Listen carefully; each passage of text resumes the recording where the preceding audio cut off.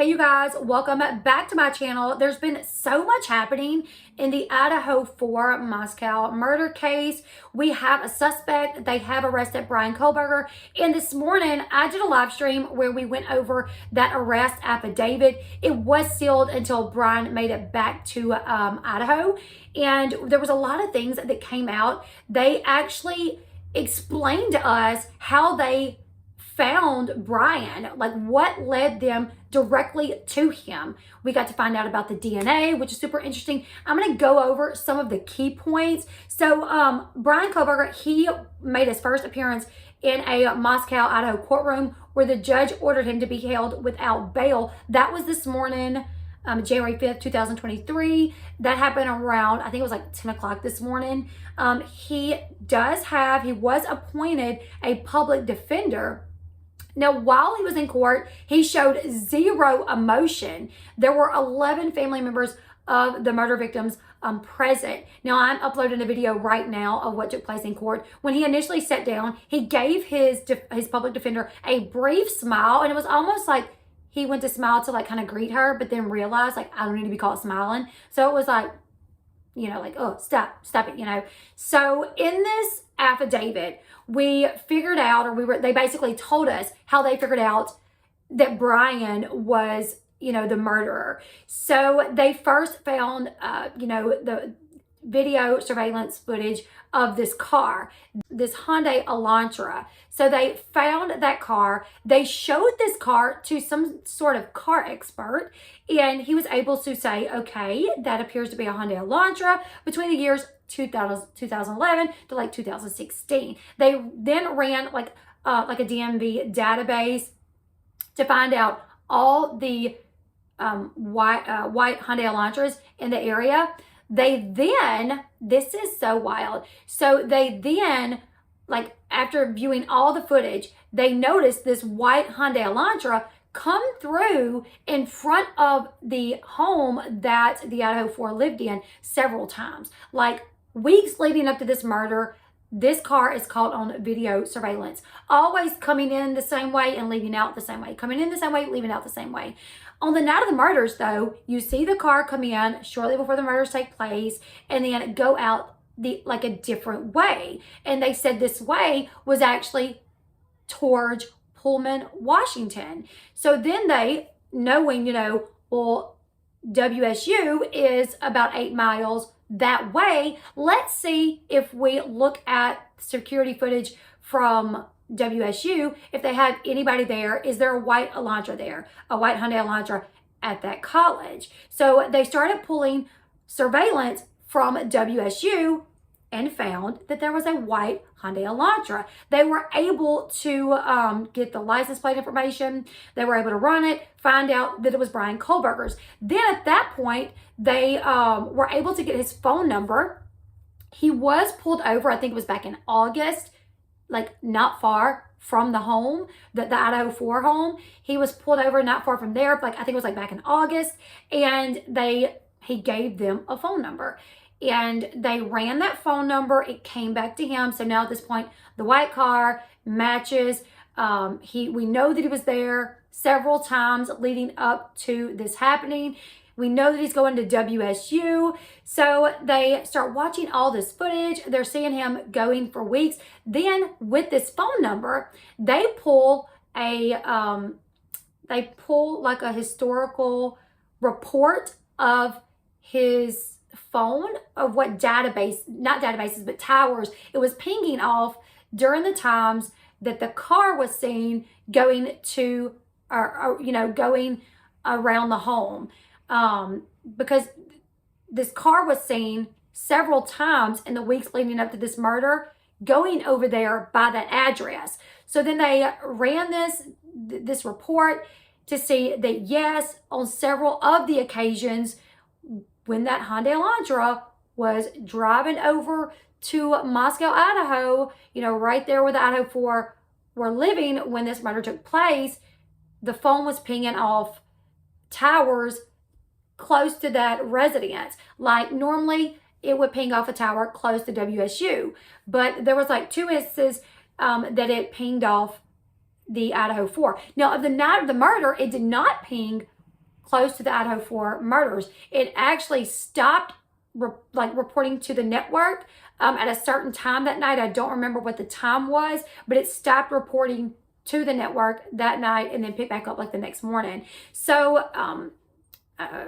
experts say, there was an expert that said he definitely has seen cases where people will leave their cell phone at home to make sure that it doesn't pick them up near the murder scene. It's kind of a way for them to outsmart the system, which is something that I think Bryan really thought that he had done. I really think that Bryan thought he was going to outsmart the system. He was going to be able to get away with this. So that's what he did. It seems like he left his phone at home the night of the murders. However, on other days that he would go and kind of scope out the area, the phone was with him. So now they have traced this Hyundai Elantra to him, the phone number to him. They know that he's going by there. They know that he was there. You know, that is his car that was there that night. He also got his license plate changed. His plate was registered to Pennsylvania, but right after the murders took place, he transferred it over to Washington.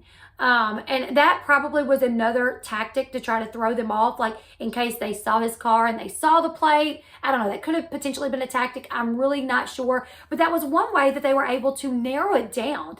So then at the scene of the crime, they found this knife sheath. I'll put a picture up for you guys to see what I'm talking about. This was found in one of the rooms. This was found actually beside Madison and Kaylee. So Madison and Kaylee, they were in a room together, sharing a bed when they were unfortunately stabbed to death by allegedly Bryan. Now, when they were canvassing the crime scene, someone, you know, one of the investigators, police officers, someone found this knife sheath beside, I think they said it was beside Madison. Luckily, they were able to pull DNA from it and develop a profile. With that, they already had Bryan's name. They knew where he was. So they actually went and watched him for like 4 days. They got trash that they had thrown out, pulled DNA off the trash. And from my understanding, that they took the DNA off the sheath. The cops then took the DNA off the trash of the home, and that DNA off the trash of the home went back to the profiler's dad. So basically, Bryan's dad. At this point, they knew they had it. Like, okay, here is DNA from the crime scene. It's matching the phone number, it's matching the car, and, you know, here is DNA from the trash, and it's the murderer's dad. So seems like they have a really good case, you guys. According to the arrest warrant affidavit, authorities had Kohberger in their crosshairs less than 2 weeks after the murder. I think it was like 10 days.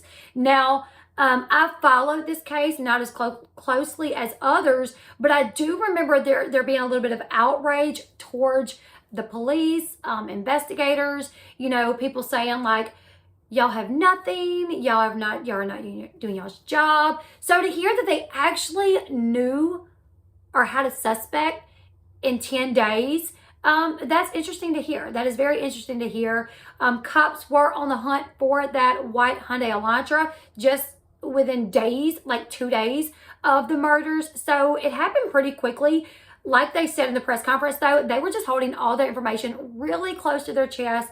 Obviously, if you come out and you start naming everything that you have, it's going to spook the suspect and they could run. They could start making excuses. They could start, you know, trying to do anything to get away with this. On November 13th, the date of the murders, there were several videos showing that Elantra making 3 passes by the murder house before finally stopping at 4 o'clock in the morning. It was actually 4:04. Multiple surveillance videos shows the car leaving the area of the murder house at 4:20. And when it was leaving, it was actually leaving at a high rate of speed, which obviously is like an alert. You're watching this car that's drove by there several times in the past few weeks, and it's driving at a normal rate of speed. Now, all of a sudden this night, the night of the murders, it jets out. So that was obviously something that sparked their interest.